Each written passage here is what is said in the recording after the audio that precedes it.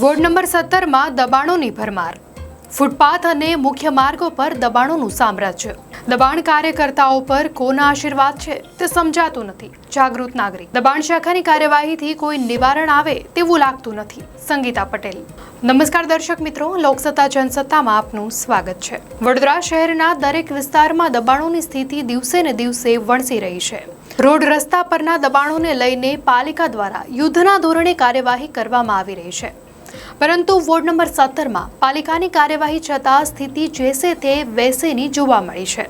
તાજેતરમાં પાલિકાની ટીમ દ્વારા વોર્ડ નંબર 17માં દબાણો પર કાર્યવાહી કરવામાં આવી હતી, પરંતુ થોડા જ દિવસોમાં અહીંયા ફરી લારી ગલ્લા અને આડેધડ પાર્કિંગ કરેલા વાહનોનું દબાણ જોવા મળી રહ્યું છે. શહેરના વોર્ડ નંબર 17માં નંદીગ્રામ, તુલસીધામ 4 રસ્તા, માંજલપુર, જીઆઈડીસી રોડ, સિંધવાઈ માતા રોડ, બરોડા ડેરી સહિતના વિસ્તારોનો સમાવેશ થાય છે. આ તમામ વિસ્તારોમાં લારી ગલ્લાનું ભારે દબાણ જોવા મળે છે, જેના કારણે રાહદારીઓ અને વાહન ચાલકોને ભારે હાલાકી વેઠવી પડે છે. વોર્ડ નંબર 17ના ફૂટપાથ પર ઠેર ઠેર લારીઓના દબાણો જોવા મળે છે. વોર્ડના અનેક વિસ્તારો એવા છે જ્યાં શાક માર્કેટ લાગી જાય છે. એટલું જ નહીં, આ વિસ્તારમાં આવેલા જીઆઈડીસી વિસ્તારને કારણે અહીંયા સૌથી વધુ દબાણો ઊભા થાય છે. જીઆઈડીસીની બહાર આવેલા મુખ્ય માર્ગની બાજુમાં સંખ્યાબંધ લારીઓના દબાણો જોઈ શકાય છે, જેના કારણે ટ્રાફિક અને અકસ્માત જેવી સમસ્યાઓ ઊભી થતી હોય છે. આ અંગે એક જાગૃત નાગરિકે તંત્ર સામે પોતાનો રોષ ઠાલવ્યો હતો. અહીંયા જોઈ રહ્યા છો કે સાંજ પડે શાક માર્કેટ ચાલુ થાય છે. લોકોને ચાલવાની જગ્યા નથી હતી અને જીઆઈડીસી સાંજે 6 વાગે છૂટે છે. એટલી બધી અહીંયા ટ્રાફિક જામ થાય છે. નાના મોટા એક્સિડન્ટ રોજના થતા હોય છે. અને દબાણ શાખા અત્યારે એવું કહે છે કે અમે અત્યારે બધી જગ્યાએથી દબાણ હટાવીએ છીએ. અહીંયા કેટલા વખતથી કોઈ દબાણ શાખામાંથી કોઈ આવ્યું નથી અને અહીંયા ગાડીના રહીશોને એટલી તકલીફ પડે છે સાંજ સવાર આવતા જતા કે ત્યાં ગાડી લારીઓ એક ફિક્સ જ કરી દીધી છે કે ત્યાંથી હટાવવાની જ નહીં. એમને કોના આશીર્વાદ છે જ નથી સમજ પડતી કે ધંધો કરીને નીકળી જતા હોય તો પણ વાંધો નથી, પણ એ લોકોની તો ફિક્સ જ લારીઓ છે. અત્યારે અહીંયા કેટલા રોજના એક્સિડન્ટ થાય છે, નાના મોટા ને નાના છોકરાઓ અહીંયા ગાડી શાક લેવા આવતા હોય છે, એ બધા હોય છે, થાય જ છે એક્સિડન્ટ. ને બીજી વસ્તુ શું છે કે જીઆઈડીસી છૂટે છે હમણાં, ત્યારે તો એટલી ભીડ હોય છે કે 2 વ્હીલર ખાલી અહીંયાથી નીકળી શકે છે, 4 વ્હીલરની તો જગ્યા જ નહીં મળે.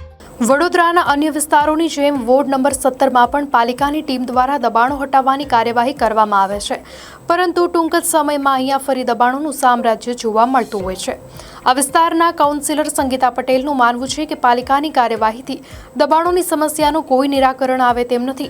દબાણો બાબતે તેમણે મુખ્યત્વે વાહન પાર્કિંગને જવાબદાર ઠેરવ્યું હતું. આ સાથે સંગીતા પટેલે જણાવ્યું હતું કે દબાણ શાખા દ્વારા દબાણો હટાવવાની જે કાર્યવાહી કરવામાં આવે છે તેનાથી કોઈ નિરાકરણ આવે તેમ લાગતું નથી. કાર્યવાહી બાદ પણ સ્થિતિ જેવી છે તેવી જ આવીને ઊભી રહે છે. ફરી રસ્તાઓ પર દબાણ જોવા મળે છે. એનાથી કોઈ નિવારણ આવે એવું લાગતું નથી, કેમ કે આ તો વર્ષોથી આવું ચાલે છે કે લઈ જાય છે દબાણના પૈસા ભરીને પાછા એ લોકો કરે, પાછા એની જગ્યાએ બેસે છે. એની કરતાં તો વધારે સારું કે એ લોકોને કોઈક એવી જગ્યા આપવી પડે કે ત્યાં ધંધો કરી શકે.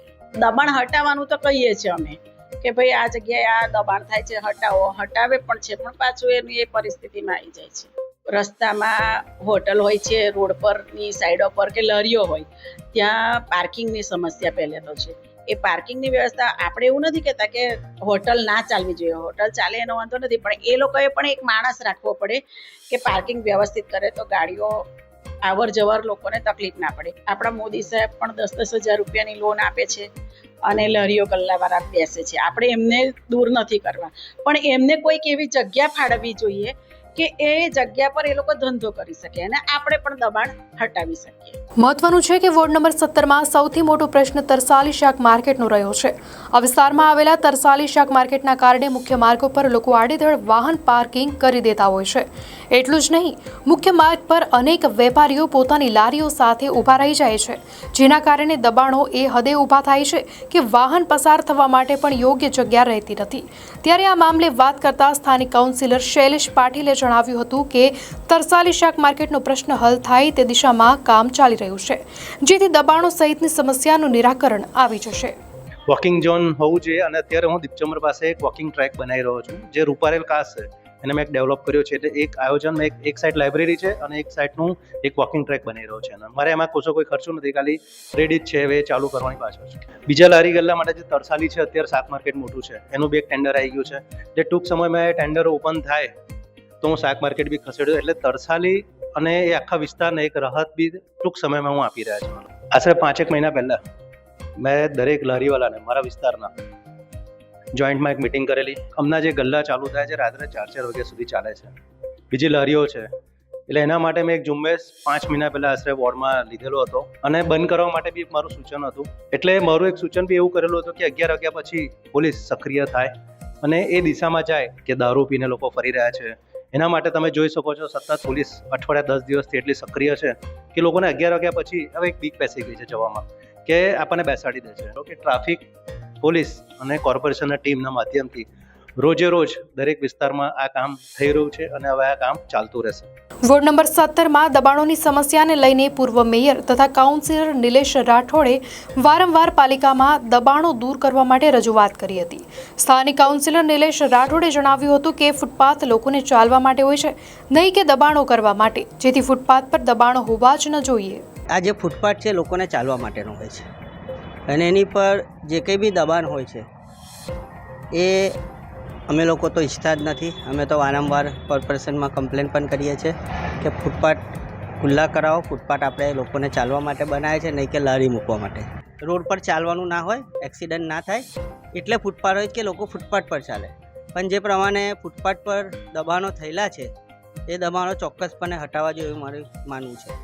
દબાણોની સ્થિતિને જોતા સ્થાનિક કાઉન્સિલર પ્રીતિબેન ભટ્ટની માંગ છે કે લારી ગલ્લા ધારકોને વેપાર માટે અલગથી જગ્યા ફાળવવામાં આવે, જેથી કરીને ફૂટપાથ પરથી દબાણો દૂર થાય. ફૂટપાથ પર દબાણો તો ના જ હોવા જોઈએ, કારણ કે ફૂટપાથ બધાને ચાલવા માટે હોય છે, કે જેથી કરીને દબાણો મૂકો તો એની પર લોકોને ચાલવામાં તકલીફ પડે છે.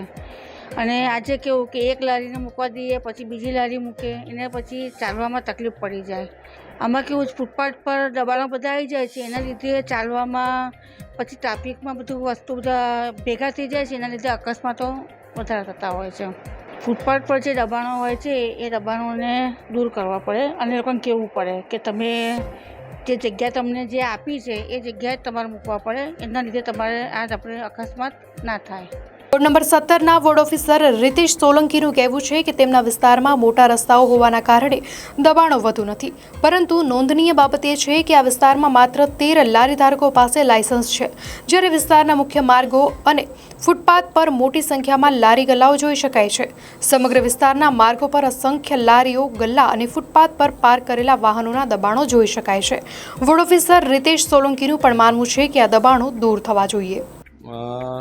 એસ જ ખાસ દબાણોનું તો કંઈ છે નહીં, કારણ કે મોટા રોડ છે, અવર જવર પણ લોકોને થઈ શકે એ રીતનું છે. ફૂટપાથ પણ સારા છે, એટલે એવી કોઈ ગંભીર ફરિયાદો આવતી નથી. અને સમયાંતરે કોઈ ફરિયાદ હોય તો અમે દબાણો દૂર કરીએ છીએ. લગભગ માંજલપુરમાં જોઈએ તો લગભગ મોટા રોડ વિડ્થમાં વધારે છે, 36 મીટર છે, 30 મીટર છે, એવા મોટાભાગના રોડ છે. લગભગ કોમ્પ્લેક્સના તો પોતાના પાર્કિંગ હોય છે, એટલે ઘણીવાર લોકોને બહાર મૂકવાની ટેન્ડન્સી હોય છે, જેને કારણે ઘણીવાર તકલીફ પડતી હોય છે.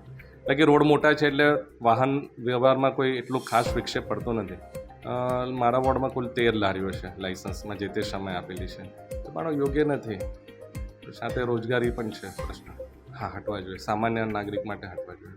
કાઉન્સિલરથી લઈને વોર્ડ ઓફિસર સુધી તમામ માને છે કે વિસ્તારમાં દબાણો ન હોવા જોઈએ. દબાણોના કારણે જ ટ્રાફિક અને અકસ્માત જેવી સમસ્યાઓ સર્જાતી હોય છે, પરંતુ દબાણોને દૂર કરવા માટે તેનો કાયમી ઉકેલ લાવવા માટેની દિશામાં કોઈ નક્કર પગલાં લેવાતા નથી. ત્યારે અમારા આ અહેવાલ થકી ઘોર નિંદ્રામાં રહેલા સત્તાધીશોની આંખ ખુલે છે કે કેમ તે હવે જોવું રહ્યું. નમસ્કાર.